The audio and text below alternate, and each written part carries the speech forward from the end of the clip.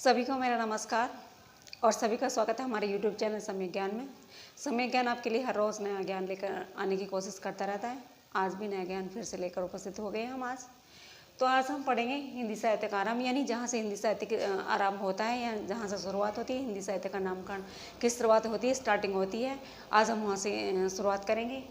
तो दरअसल बात उन दिनों की है जब हिंदी साहित्य का आरंभ हो गया था, हिंदी साहित्य की शुरुआत हो गई थी और हिंदी साहित्य का नामकरण की भी शुरुआत हो गई थी। तो मैं मानूं, यानी मैं कहूँ जॉर्ज ग्रेसन जो ने लिखा है, उन्होंने अपना the modern vernacular literature of Hindustan, तो उन्होंने जो अपनी समय सीमा निर्धारित की है वो 700 ईस्वी से निर्धारित की है। यानी हिंदी साहित्य को जो आरंभ उन्होंने माना है वो 700 ईस्वी से माना है, ऐसा वो कहते हैं।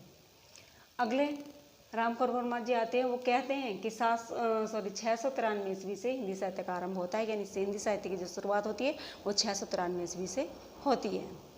अगले मिश्र बंधु जी कहते हैं कि नहीं, 643 ईस्वी से हिंदी साहित्य के शुभारंभ होता है। यानी हिंदी साहित्य की शुरुआत होती है 643 ईस्वी से होती है। शुक्ल जी कहते हैं कि 993 ईस्वी से होती है। शुक्ल जी अपना मत देते हैं। शुक्ल जी ने अपना जो इतिहास लिखा है वो हिंदी साहित्य का इतिहास लिखा है और 1929 में उन्होंने उसको प्रकाशित करवाया था। और वो अपने जो समय सीमा मानते हैं वो कहते हैं कि 993 ईस्वी हिंदी साहित्य का समय है। यानी जहाँ से शुरुआत होती है हिंदी साहित्य की वो 993 ईस्वी से शुरुआत होती है। यानी जब स्टार्टिंग जो सबसे पहले शुरुआत हुई है तो वो 993 ईस्वी से होती है। हजारी प्रसाद द्विवेदी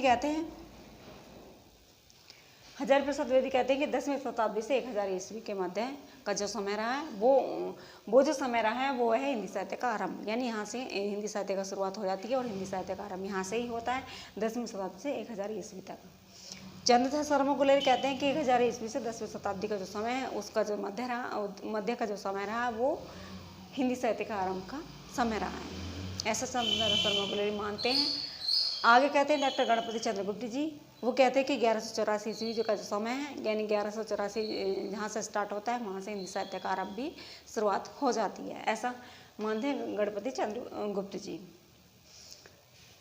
तो इन सभी को देखते हुए हिंदी का नामकरण रख जाता है, हिंदी का नामकरण हो जाता है। उसका सबसे पहले जो नाम आता है वो आदिकाल का नाम आता है। सबसे पहले जो नाम हमारा आया है वो आदिकाल का नाम देखने को मिला है। अब आदिकाल का नाम कुछ और लोगों ने उसको अलग अलग नाम से बोला है, अलग नाम दिया है उनको, जो हम अब देखते हैं।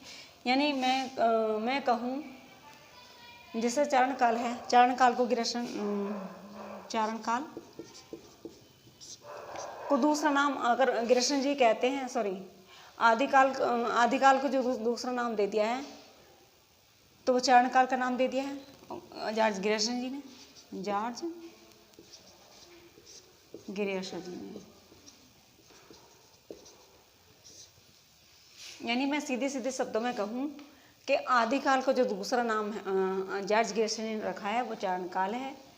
यानी दूसरे नाम से उसे पुकार दिया है, दूसरे नाम से उसे बोल दिया है, तो उसका जो दूसरा नाम है वो चारण काल है। आदिकाल का दूसरा नाम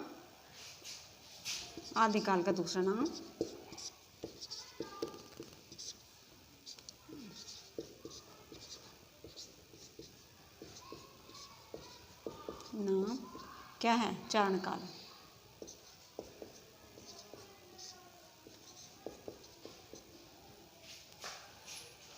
आप समझ में आ गया होगा। आदिकाल का दूसरा नाम चारण काल के नाम से उन्होंने पुकार दिया है। अगले कुछ विद्वान हैं, उन्होंने भी दूसरा नाम बताया उसको। आरंभिक काल मिश्र बंधु ने कहा है, यानी आदिकाल को आरंभिक काल मिश्र बंधु जी ने कहा है। आदिकाल को वीरगाथा काल का नाम आचार्य रामचंद्र शुक्ल ने दिया है और आदिकाल का है हजारी प्रसाद द्विवेदी ने। यानी इन्होंने जो कहा है वो आदिकाल का नाम ही आदिकाल ही कह दिया इन्होंने। डॉक्टर रमाशंकर शुक्ल रसाल जी हैं, इन्होंने भी आदिकाल को ही आदिकाल कह दिया है। अगले आते हैं संधि काल एवं चारण काल। डॉक्टर रामकुमार वर्मा जी हैं, ये कहते हैं कि नहीं, ये आदिकाल को संधि काल एवं चारण काल कहते हैं। सिद्ध सामंत काल राहुल संकीर्तन जी कहते हैं, यानी आदिकाल को सिद्ध सामंत काल राहुल संकीर्तन जी कह देते हैं। और बीज वपन काल महावीर प्रसाद द्विवेदी कहते हैं। और वीरगाथा युग श्याम सुंदर दास जी कहते हैं। वीर काल विश्वनाथ प्रसाद मिश्र कहते हैं। और अपभ्रंश काल धीरेन्द्र वर्मा जी कहते हैं। अंधकाल कपिल कुल श्रेष्ठ कहते हैं। और आधार काल मोहन अवस्थी जी कहते हैं। संक्रमण एवं प्रवर्तन काल राम खेलावन पांडे कहते हैं। प्रारंभिक एवं उन्मेष काल गणपति चंद्र गुप्त कहते हैं। यानी कि आदिकाल को जो दूसरा नाम दिया है वो सब यही है। बहुत ही परीक्षा की दृष्टि से बहुत ही महत्वपूर्ण प्रश्न है, आपको इसको जरूर ध्यान में रखना होगा और मेरे समझाने से आपको समझ में आ भी गया होगा और मैं उम्मीद करती हूँ आपको याद भी हो गया होगा। ऐसी मैं आस्था रखती हूँ, ऐसी विश्वास करती हूँ मैं।